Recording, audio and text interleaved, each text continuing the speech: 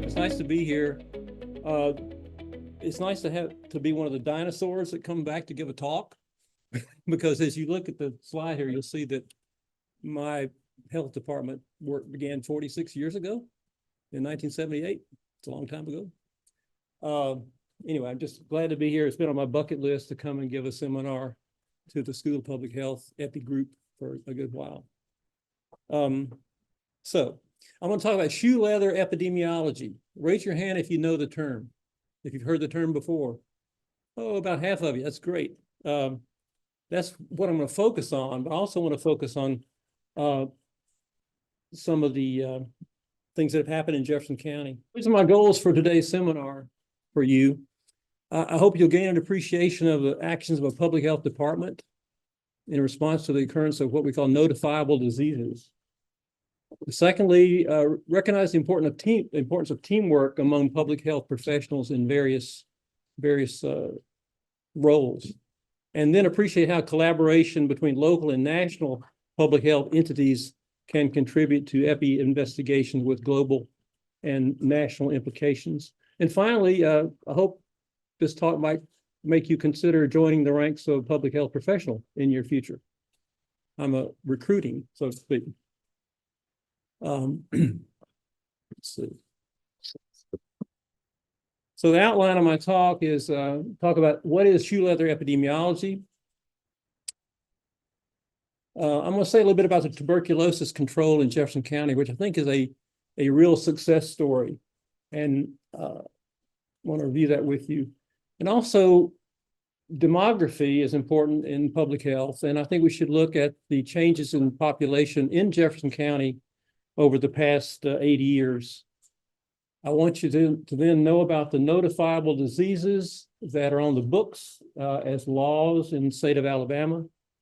I want to show you some information on the history of the Jefferson County Department of Health, located right down the street here in the Guy Tate building. If somebody might not know who Guy Tate was, he was head of the environmental health group at Jefferson County Department of Health during a critical time in the 1970s.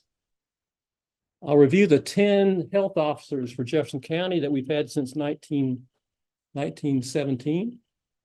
And then I'll close with examples of some local shoe leather investigations that I think you'll find interesting, and also some national shoe leather investigations that we participated in. As we go along, if you have any questions, just raise your hand. I think we have plenty of time to answer those questions. What is shoe leather epidemiology? The collection of epidemiological and other pertinent data relevant to an epi investigation by a painstaking direct inquiry among all or a representative sample of the affected people. For example, by walking door to door, wearing out shoe leather in the process, hence the term, to ask direct questions. That's the definition from the Oxford Reference Dictionary. John Snow in London in the 1850s used this method to identify the Broad Street pump as the genesis of the cholera outbreak in Soho part of London. And by removing the handle on the pump, as you might remember, he was able to thwart the continuing epidemic of cholera, Vibrio cholera. And this method was refined by the U.S. Epidemic Intelligence Service at CDC over the past 30 or 40 years since it was put in place. I want to just say something about my first real job at the Department of Health. I was hired by Bill Roper, who is also a graduate of the School of Public Health here, who was health officer from 1977 to 1983. And when I was hired, I had responsibilities in 4 areas. The first was tuberculosis treatment and control. At that time in 1978, we had 1 or 2 new smear positive cases of tuberculosis every week in Jefferson County. And we had 6 tuberculosis clinics per week. So you say, why do we have so many clinics when we only had 2 cases per week? The reason being was that we were screening 8 or 10 persons for every smear positive case. The concentric circle or the ring approach to preventing tuberculosis by looking at all the contacts, seeing who either was infected or wasn't infected, who had latent tuberculosis, who needed preventive therapy. So that's why I had so many clinics per week. We had 2 clinics here right here in downtown Birmingham. We had a clinic in North Birmingham, one in Bessemer, one out east, and one in Inslee, the Western Clinic. So we had clinics every week in those locations. I also had responsibility for sexually transmitted disease. I guess today you call it STI infections and control. We had 7 clinics per week down the street at the Department of Health. One time I calculated the number of patients we saw per year. It was 35,000 for STD. We had clinics every day and 2 nights a week. And I also had oversight of vaccine preventable disease epidemiology, mumps, measles, whooping cough, whatever, back in '87 that you had a vaccine that would prevent. Of course, nowadays we have more vaccines than we had back then. And then as Jeff mentioned, I was also given the title county epidemiologist to study what happened among the citizens of Jefferson County. I'll show this sputum smear. The arrows shown there show you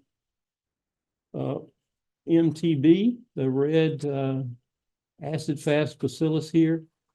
And so this, of course, is infectious. And someone who has tuberculosis who coughs up sputum containing MTB, that bacterium can float in the air for a long time, hours, sometimes days, and is infectious for others who are susceptible. When I signed on with the Department of Health, we had a tuberculosis ward at what was then called Cooper Green Hospital down the street. And in that tuberculosis ward, we had UV lights in the rooms where the patients would be kept.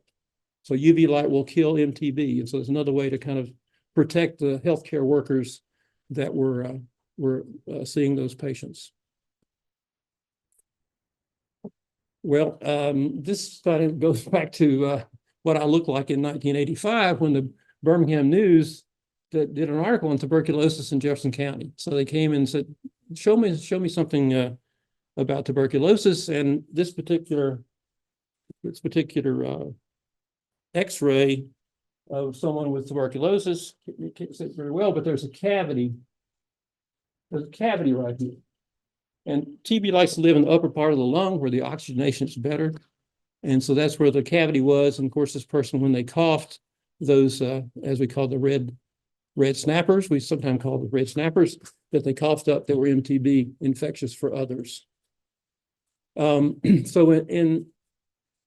from 1967 to 1985, when this article came in the paper, you can see the change in the rates of tuberculosis in Alabama on the top, and also in the United States on the bottom.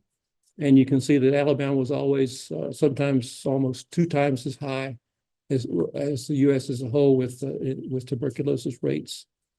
And new cases in Alabama are shown on the bottom. And actually, the actual number of cases looks like in 1985 there were 544 new cases of infectious tuberculosis. This doesn't count people just with a positive skin test and a normal X-ray, but persons who actually have infectious tuberculosis. Well, I say this is a success story because if you look now, just 3 years ago, at the very bottom, you can see that the Alabama TB rates are quite respectable. The national goal is less than 2.5 cases per 100,000 population. And in Alabama, it's 1.9.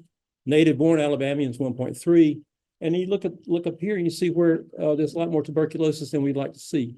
Alaska, 7.9, Hawaii, New York City, California. All of those areas are areas that need more effort in controlling tuberculosis. Well, I'm going to shift here a little bit and talk about population in Jefferson County, since you all are in Jefferson County. And I thought it was interesting to look and see what's happened to the population over the past, 80 years.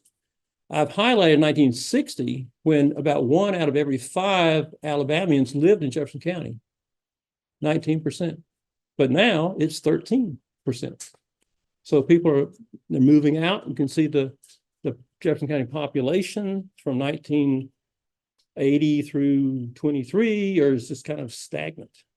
The population's not growing, whereas the Alabama population is growing, 5.1 million last year. So again, as you might think about rates, it's important to look at the population that you're dealing with, as you know in epi, as you know that.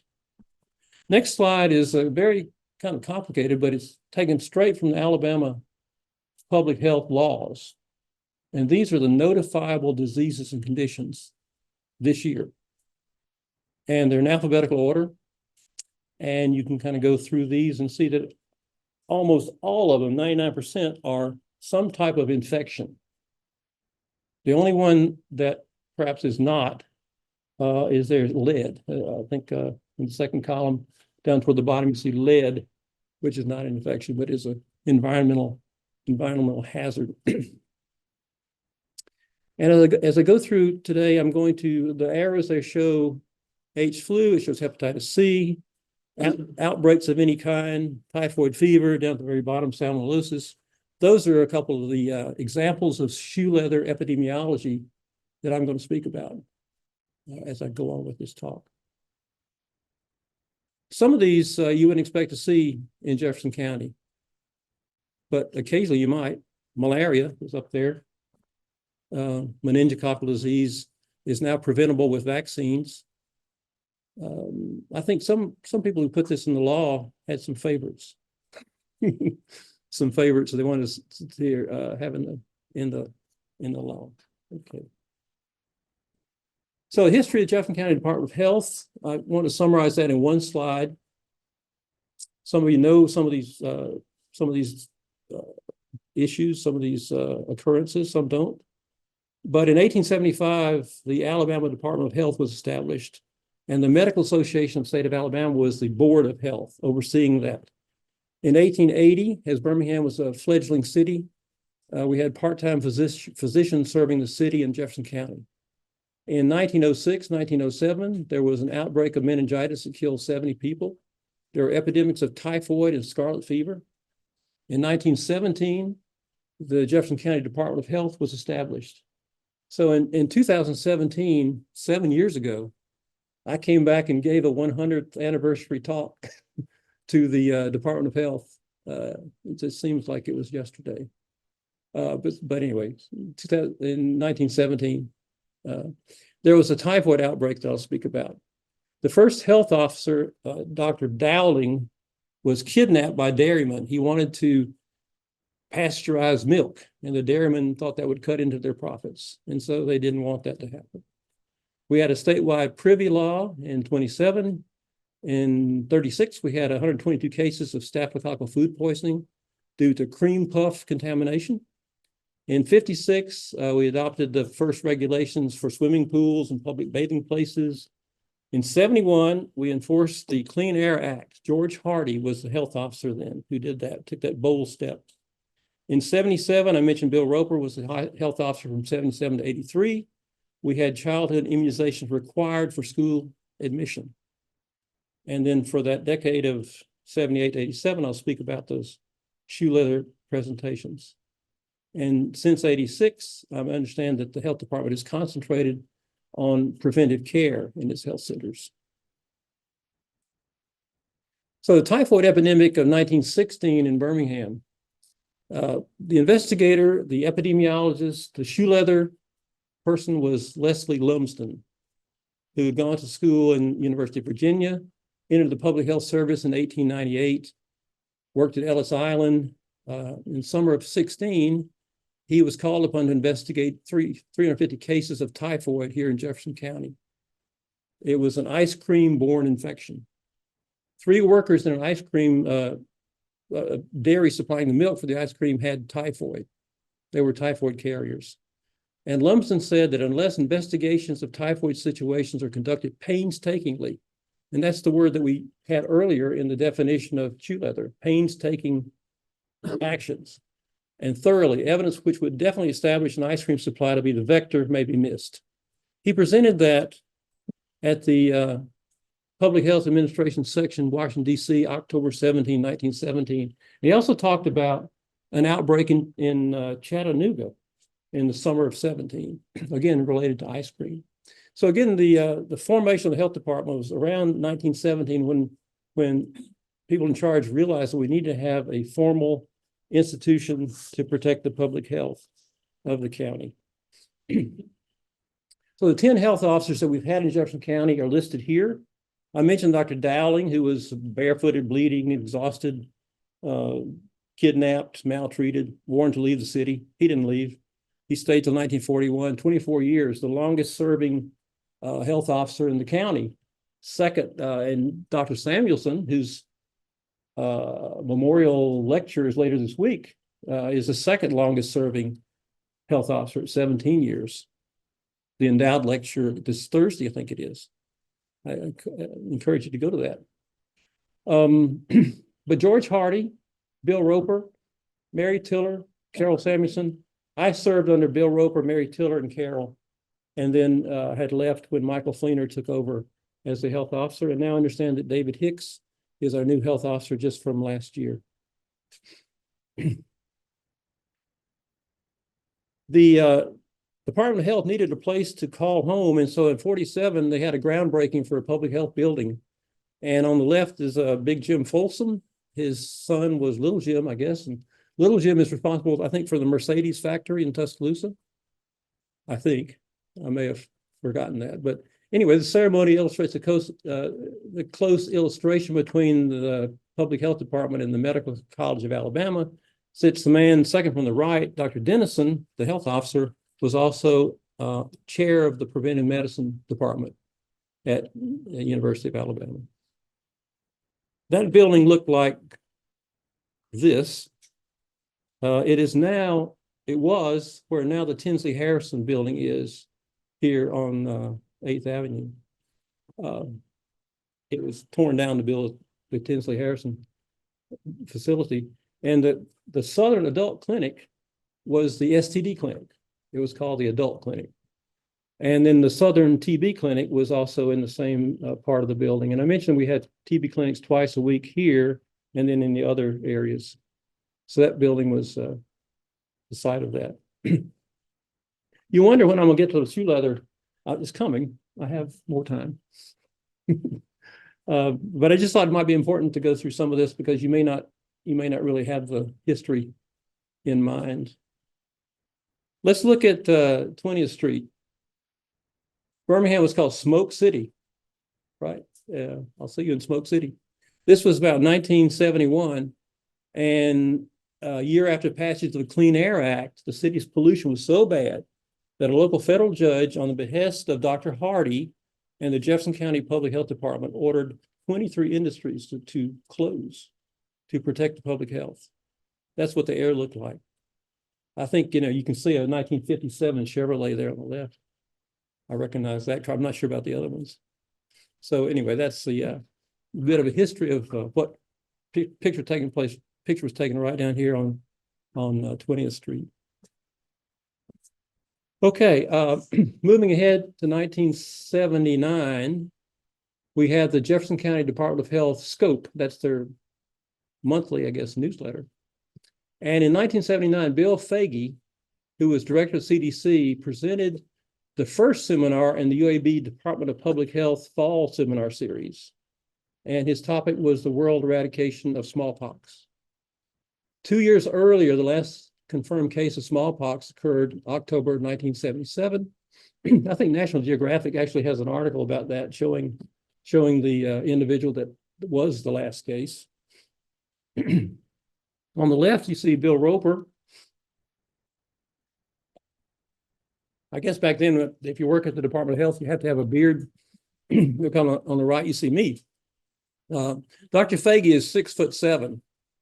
He's now 88 years old. He is an emeritus professor at the Emory School of Public Health in Atlanta. Still very active in public health issues. I understand he wrote a scathing letter to someone about how COVID was mishandled by the national health authorities. Anyway, I would encourage you to look up William Fagey. and look at maybe even read his book about the eradication of smallpox. He had the ring method of circling around cases of smallpox and immunizing, vaccinated those that were in close contact.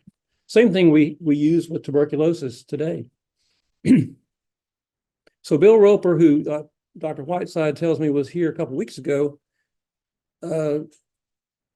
was a health officer when I first joined the Department of Health, and he subsequently went to UNC in Chapel Hill and was a dean of the School of Public Health and also the School of Medicine, and currently is retired but working on the Global Advisory Council for CFK Africa, which is a non-governmental organization. I joined the health department in 1978, and Bill arranged for me to attend the 3-week EIS conference in Atlanta put on by CDC to prepare me for my role as a county epidemiologist. So that kind of excited me. My passion for shoe leather epidemiology was whetted, and I decided I would pursue that for the immediate future. Excuse me. So now I'm going to move into my several local shoe leather investigations from my time at the Department of Health. And I will say there are probably other investigations that have gone on since I left that I don't know about, but I picked these out as illustrations of how public health workers can work together to solve problems, infectious disease problems. So first, I'll talk about typhoid in a Graymont resident. I'll have to show you where Graymont is if you don't know. Raise your hand if you know where Graymont is. Okay, thank you. Aseptic meningitis and increased risk during pregnancy. A foodborne illness associated with the Birmingham cafeteria. And then the impact of H-flu type B vaccine in Jefferson County in 1986. All of these require shoe leather. And some of the shoe leather the person's wearing the shoes, I'll show you here some names that I can remember. I know there are many more that I can't remember, but I just want to go through Joe Shaw, Richard Holmes, Stephen Hill, Lee Loader, Larry Wafer, Steve Cusimano, Jane Foster, Bobby Chandler, Richard Ward, Greg Hush, James Harden were very instrumental in tuberculosis. Jane Cheeks was very instrumental in the studies that Jeff mentioned of the STD prevention that we did with Harlan and Bill Newf. And lastly, I would say that I have to appreciate the work of the hospital-based infection control personnel in the many hospitals in Jefferson County who represent a very critical first line of surveillance, because they'll call up and say, we just have someone admitted with hepatitis or someone admitted with tuberculosis, someone with meningitis, and they are there to report. Now, typically the treating physician should report, but we know the hospital epidemiologists are on the scene often more readily. So we have to appreciate their efforts, and I'm sure they still serve that role. So let's talk about typhoid fever in a Graymont resident in 1980. Again, about 2 years after I started working at the Department of Health. This is RM as the patient. He was almost 3 years old when he was admitted to Children's Hospital. He had fever, vomiting, diarrhea, and admitted on the 1st of September. Salmonella typhi was identified in blood culture, and also stool. He was treated with ampicillin and recovered, and it's on the list of notifiable diseases as we talked about. And so the Department of Health was notified that we have a case of typhoid fever. Now, those notifiable diseases, some require notification within 4 hours. For example, anthrax. Others are 2 days, 3 days, 5 days. 5 days is probably the longest. But anyway, typhoid is one of the things that you need to know about fairly quickly. So where is Graymont? So if you didn't know, Graymont is in a little area called Smithfield, and Legion Field is in McClendon Park, which is right adjacent to Graymont Avenue.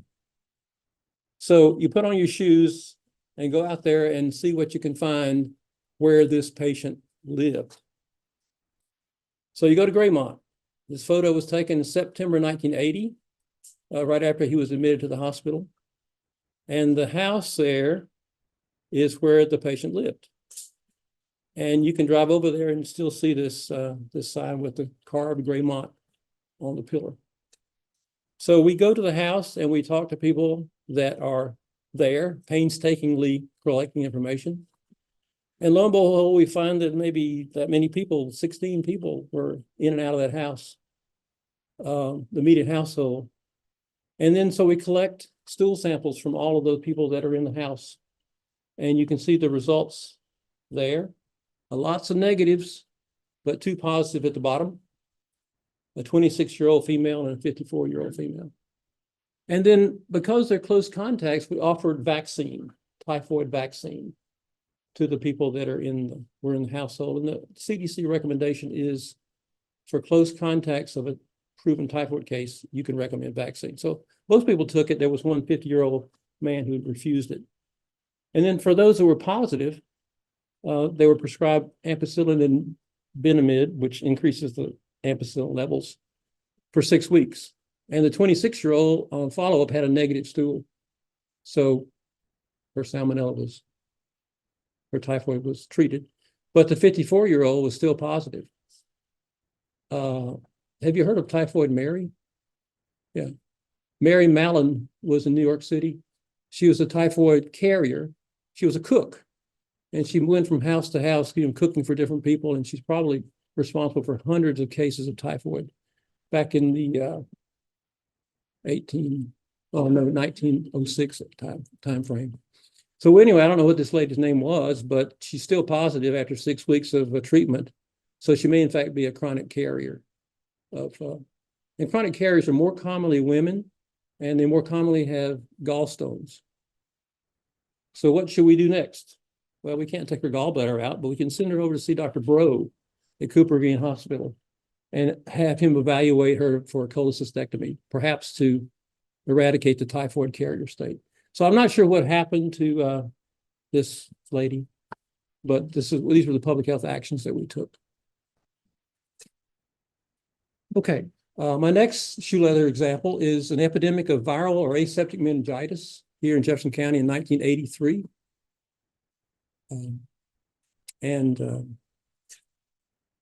This is actually a very exciting case. It actually, as Jeff mentioned, 1983 was when his student, Lynn Wagoner, became involved with diabetes, type 1 diabetes, insulin dependent, whatever. So I'll talk about that just a second. But the case definition that we used, and you always have a case definition, for an epi investigation, was a benign self-limiting disease, known or suspected viral cause, fever, headache, stiff neck, no brain involvement, no encephalopathy, and a spinal tap showing lymphocytic or mononuclear pleocytosis of the spinal fluid. That's our case definition that we used in the summer of 1983. Aseptic meningitis, first described back in, I think in 1926 or so. The cause is an enterovirus or picornavirus, single-stranded RNA viruses, and it's in the polio family. So 81 non-polio and 3 polio viruses can cause disease in humans. And of course, the polio viruses can cause paralytic disease. These have been classified into Coxsackie, named for Coxsackie, New York, where they were first isolated, Coxsackie A, Coxsackie B, echoviruses, and then other enteroviruses. It's spread through close contact, fecal oral. Conditions include hand, foot, and mouth disease, conjunctivitis, aseptic meningitis, myocarditis, and acute flaccid myelitis. So in the summer of 83, we had 236 cases in Jefferson County. Big number of cases. That's an epidemic. And each one of these was shoe leathered by our staff, collecting information, demographics and so forth. And an interesting thing that we saw was that there were more than you expect women who were pregnant who had aseptic meningitis that summer. So on the right-hand side, you see there was a total of 7. Well, you say that's not too many, but 7 out of 57 total in that age, in the childbearing age group. And at any one time, it's estimated that about 6% of women are pregnant in that age group, 15 to 44. And so that expected pregnancy rate among all those women was 3.3, but we had 7. So we had twice as many cases in pregnant women. And you also will notice that for that group, 43 males and 57 females, there were more females than males in that group of persons aged 15 to 44. Whereas in the younger group, there were more males than females. So what's going on here? Anybody know? Anybody have a guess? No? All right. First of all, I just say the way we determined that 6% of women are pregnant at any one time is based on the population of the county, 688,000 back in 1983. The number of female residents, you can get that from the census, 158,000. The number of live births per year, around 10,200. And then you decide that someone not pregnant for a year, they're only pregnant for 9 months. And so you come at 7,650. And then you add in a number for the expected first trimester loss of pregnancies. And you get a crude prevalence of pregnancy at any time of about 5.8%. And I referenced Weinstein in Boston in 1949. He did the same calculation, got 7%. And Priddle in Detroit, same year, got 6.2%. So I think our estimate's probably pretty close. So what was causing this epidemic? Well, it's Coxsackie B5. Look at all the isolates that we got that summer. And the first 5 there are from cerebrospinal fluid. So these patients had the virus in their spinal fluid. Spinal tap was done. It was grown from the spinal fluid. Stool, throats, and then we had one echovirus 16. But just going back, just to emphasize, the 236 cases, how much work did it take among the public health workers to get all those data? I mean, this is big time data mining, and we did it in real time, basically in real time in the summer of '83. And I have to hand it over to those people that were working with me. I didn't do it, they were working with me. Conclusions were that we had a community-wide epidemic of aseptic meningitis due to Coxsackie B5. CDC subsequently said that Coxsackie B5 was the most frequently isolated enterovirus in the US that year. And it was the B5 Coxsackie causing aseptic meningitis was previously described in Cyril County, Iowa in 1956. There were about 100 cases then. It's a small county. 3 years later, that's where Buddy Holly's plane crashed. Same county, if you're a Buddy Holly fan. No? Okay. Well, ask somebody about Buddy Holly. Okay, in the back. And the Big Bopper. Okay, so that was where it happened in 1956.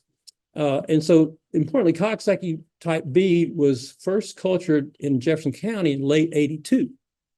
And that supports the hypothesis that the epidemic of '83 occurred among a large susceptible population within Jefferson County, previously not exposed to Coxsackie B. Okay, what else did we learn? Well, we look in the literature. Poliovirus is an enterovirus. Oops, excuse me. And epidemics of polio occurred in the 40s and 50s. And in Boston, there were infectious disease investigators very attuned to the incidence of polio in pregnant women. And a couple of publications are shown here. Louis Weinstein, ACOC, studied this for years. Roy Feimster was actually director of the Division of Communicable Disease in Massachusetts Department of Health. So this was a collaboration between academic and public health to look at polio in Boston in the late 40s, early 50s. So a publication in 1951 by this group showed that the onset of polio was very related to the menstrual period. The frequent correlation of menstruation with the first appearance of symptoms of polio is very striking, suggesting the possible importance of endocrine factors in provoking or hastening CNS invasion. So during that part of the menstrual cycle, progesterone is overwhelming estrogen, and that is the theory that you have an onset of polio in that particular part of the menstrual cycle. So did we see the same thing in Jefferson County? Well, we had people that were talking to the patients and they were asking questions, when was your menstrual period and all this. And so we had information on the day of onset of menses in relation to the onset of symptoms of aseptic meningitis for 16 of the 50 non-pregnant women that summer. And 50% of the women had onset of menses within 6 days of the first symptoms. And Weinstein had said, this observation requires more intensive study. Now, I've looked around. I can't find much more intensive study since we did this in 1983. And we submitted this to a couple of journals, and they said, no, we don't want it. So I'm telling you, it's here. This is what we saw. And you can smile, and I'm just happy to show you this. But I do think that there is a susceptibility to interviral disease associated with the menstrual period, and that's what we saw. So I think I'll just leave it there. Move on to the bread and butter of public health, foodborne illness. So here's a question for your quiz. What are the causes of the 5 major foodborne illnesses? Norwalk virus, now called norovirus. It was first isolated in Norwalk, Connecticut, but I think they didn't want the towns associated with that, so they said norovirus. Salmonella, non-typhoidal, not the typhoid. Clostridium perfringens, Campylobacter, which is in chicken. Be sure you wear gloves when you handle chicken. And Staph aureus. We had the cream puffs with Staph aureus here in Jefferson County. Okay, so the Social Grill, have you eaten there ever? You raise your hand if you've eaten there. It's closed up in 2004, but it was a meat and 3 restaurant operated from 45 to 2004. That's a picture of it. You can get that on the website. So in 1981, symptoms of acute food poisoning occurred among 8 members of a group who ate lunch there. Brief incubation period for the individual vomited. The rest of them had cramping. It only lasted 48 hours. They didn't have any fever. So what causes it? Is this an infection? No, it's a toxin. It's a toxin causing this. And here we had the collaboration of our environmental health people who went there and collected samples from all the foods to do cultures, to look for things. You can't culture norovirus, you have to use a PCR for that, but they did cultures for bacteria. And we found a large number of Bacillus cereus, previously associated with fried rice outbreaks. So we do our Fisher's exact test on what did you eat and were you sick? And we find the attack rate where chicken was 100%, for macaroni and cheese it was 100%, but the p-value was 0.02 for mac and cheese. Mac and cheese, why does mac and cheese be serious in it? Well, it was the powdered milk that they used to make the mac and cheese. So anyway, the mac and cheese was the cause of that food poisoning. It wasn't on my list of the 5 major ones to be serious, but it's a common gram-positive bacterium that contaminates starch-rich food, can cause outbreaks. And in China, for 10 years in China, they had 419 outbreaks caused by B. cereus because of rice, fried rice. Caused 2 types of illnesses, a vomiting illness and a diarrhea illness. Our patients had a vomiting illness with an incubation period of only 1 to 6 hours. And on the right, you see the picture of the gram-positive bacterium. On the bottom is the agar plate with the culture. So it grows aerobically, fairly easy to identify. Okay, moving now to another local shoe leather thing. I'll talk about Haemophilus influenzae, Haemophilus flu, H flu. H flu's been around, the Pfeiffer bacillus. Back in 1937, the Mass General Hospital made a serum available to treat H flu meningitis. Pre-antibiotics, 1937, before antibiotics. And they emphasize in the circle here that this is not something to treat influenza, viral disease, not caused by H flu, but it was named H flu because they thought back in the early 1900s that it might have been causing the Spanish flu outbreak, but it wasn't H flu, it was influenza. We tracked very closely the cases of invasive H flu disease in Jefferson County. And in one year, in 1983, we looked at there were 30 cases, and 10 of those were in daycare center attendees, and 20 were in kids that didn't go to daycare. But the relative risk in daycare was higher, not significantly so, but kind of trending that way. Well, luckily in 1985, a vaccine came out for H flu type B. And there was an article by Mike Osterholm from Minnesota in the New England Journal that, and I put the arrow there, that requested local health departments provide data on the effect of the vaccine in their communities. And so we said, oh, we have data. We'll look and see what happened. So on the left, you see the table, and I've circled the fact that in 1986, after the vaccine came out in 1985, and we estimated that 12,800 doses of the vaccine were given to children in Jefferson County, there was only one case of H flu invasive disease. Whereas the previous 3 years, there was like 10. So the New England Journal thought this was important enough to publish as a letter to the editor. So we did it. So it just shows that surveillance can show you things that are important to point out.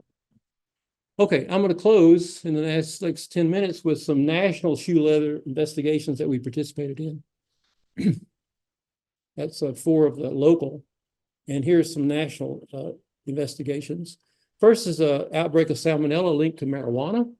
Think about this next time you think about marijuana. A Sentinel County study of non-A9B and documenting the viral etiology of HIV infection. Now, I'm just going to show a couple slides here about this New England Journal article about salmonella traced to marijuana and documented by plasmid fingerprinting. These Salmonella Munchen was the name of the salmonella, and it had a couple of plasmids that were kind of unusual, but it was always in the salmonella that was associated with the marijuana. And I kind of call this the Joe Shaw investigation, because Joe drove over to Anniston and collected the marijuana from the people in Alabama. It says Ohio, Michigan, Georgia, Alabama, and collected the marijuana. And then both the patients in Alabama were under 6 months of age, had diarrhea, one was hospitalized. The mothers of both children smoked marijuana in the household, and that marijuana was contaminated with salmonella. So this is just an example of how you can participate in a national investigation. So we were one of the states that participated in this investigation. Very briefly, national. A bigger one has to do with hepatitis C. And just for your information, just to reflect on the types of hepatitis that we have in the world that we know of, we have A, B, C, D, and E. And so, you know, hepatitis A has been around, foodborne. It's a DNA, RNA virus. It doesn't usually cause much except jaundice, but it can cause serious disease. Hepatitis B and C can cause chronic disease. And hepatitis D or delta only occurs when you have B and you get delta on top of B, and it makes everything worse because it's a defective satellite virus. And the hepatitis E. Hepatitis E is said to be the number one cause of foodborne hepatitis in the world. And so it's foodborne, undercooked meat, things like that. So this is the viral hepatitis situation here in 2024. Hepatitis C is curable with drugs. Hepatitis B is not. Hepatitis B is a bad actor. Hepatitis A is self-limited. So what do we do in Jefferson County to help the CDC investigate hepatitis? Well, they put together what they call a Sentinel County hepatitis group of 5 counties in the U.S. who would go in every case of hepatitis that occurred that we knew about in those counties would be interviewed. And so on the right side, you see Jefferson in bold. Over a 13-month period, 203 reported cases, 122 were tested. We allowed them to be tested for hepatitis markers. And I emphasize the 60%. So we had the highest percent of successful testing among the 5 counties in the CDC study. Pinellas, Florida is in Tampa, Orange, California, San Diego, Pierce County, Washington, up by Seattle. Richard Holmes, whose name is there, I credit Richard with being the one who really spearheaded this, because we were part of the Sentinel County hepatitis study for about 7 years, and working with Miriam Alter at CDC in investigating the cause of hepatitis, which back then in 1984, we called it non-A, non-B. It wasn't A, it wasn't B, it was something else. What was it? Well, by 1990, the testing had been done showing that it was actually hepatitis C, a unique virus. And this is a follow-up article in JAMA. And at the bottom, you see that hepatitis C is a major causative agent of all of non-A, non-B hepatitis in the United States. There's still no treatment for hepatitis C.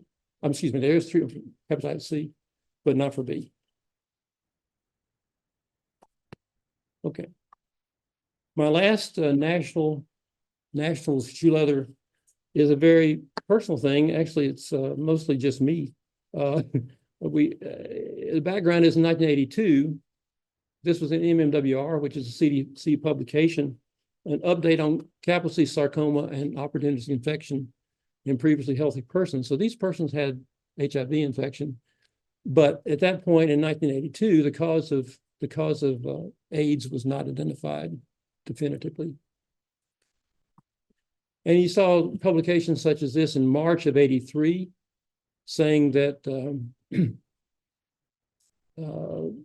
this illness caused gay men, drug addicts, Haitians, hemophiliacs, children are dying. Spread through the blood banks, no one knows its cause. March of 1983, no one knows its cause. 41 years ago? Yeah, I guess. Okay. So syndrome was described in around 1981. The name was named AIDS in '82. In '83, not in March, but later in '83, the etiologic agent was discovered, and screening of blood donors began in '85. So the personal thing here is that Jim Curran, who's currently, I guess he's still the Dean of Public Health at Emory, the Rollins School of Public Health in Atlanta, he was tasked with leading the CDC task force on AIDS in 1981. In the summer of '83, he called me. This is before email, I guess. He called me up and said, we have a situation there where we have a man in Atlanta who gave blood through the Red Cross and has an abnormal CD4-CD8 ratio, indicating probably that was one of the markers of HIV infection. And his blood was given to a cardiac surgery patient that Dr. Kirkland operated on here in Birmingham in August of '81. And he requested that I interview, do a little shoe leather and find this man and collect some blood. And his initials are WS. He lived in Trussville. He had been diagnosed with pneumocystis carinii pneumonia in May of '83. I made a home visit in August of '83 and obtained his permission to draw his blood to send it to CDC. I specifically remember he was sitting in an Adirondack chair in his backyard, and they have those big wide armrests, right? So it's really easy to draw his blood because it's on the wide armrest. So I drew his blood and sent it off to CDC. And within 4 months, it appears in the New England Journal that we have acquired immunodeficiency syndrome associated with transfusions. And I've underlined the Jefferson County Department of Health, but you can see the other health departments who are involved are Michael Reese in Chicago, Beth Israel, Tennessee Department of Public Health, California, San Francisco. And this was the table in that paper. And our patient in Jefferson County was recipient number 3. So he received the transfusion in August of '81, and I drew his blood in August of '83. And on the right-hand side, you see virus was isolated. So all the theories about what causes AIDS was put to rest in 1983. This is one of the key pieces of data to prove that, number one, the virus causes AIDS. Number two, it can persist in a recipient for a long time, circulating. This is all pre-treatment. The first HIV treatment came out, '87. Anyway, so I'm wrapping it up on time here. My wrap up is that I hope you gain an appreciation for the actions of public health departments in response to notifiable diseases and the importance of teamwork and how we collaborate both locally and nationally, and that you will seriously consider a career in public health if you're not already thinking about it.